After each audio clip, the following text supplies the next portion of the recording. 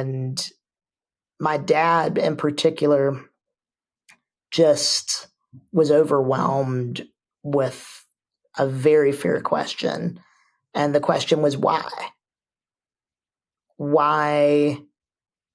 Because they believed that God was very much in control of how I was going to look and how I was, the body that I was going to be given here on earth. And why would you do that?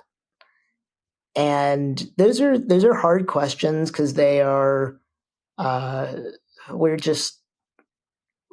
very finite creatures, and not oftentimes do we get very specific answers, especially almost immediately. And so my dad had his Bible at the hospital with him, and he said he was just praying, and there's a chapter 9:3 in the book of John, and this was on my birthday, which is September 3rd.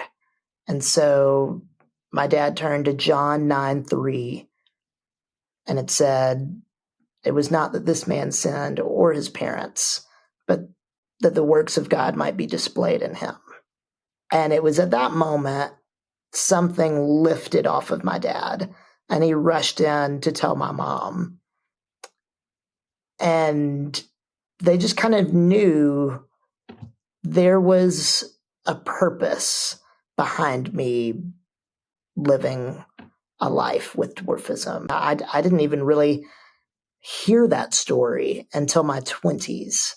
Talk a bit about, speaking of surgery, that the surgery did have. I mean, that when you were 16 years old, that was huge. And without that, I think you said you may not be here. So talk about that surgery, because it wasn't outpatient surgery. That was a huge deal. It was one of the first times in my life where I myself had to really evaluate, okay, well, I say I believe all of this about God, but this is very scary. Is there any substance to any of this? Or is this just something that I believe because my parents believe it, or something I believe because somebody told me to believe it? And so it was really my first chance to fly solo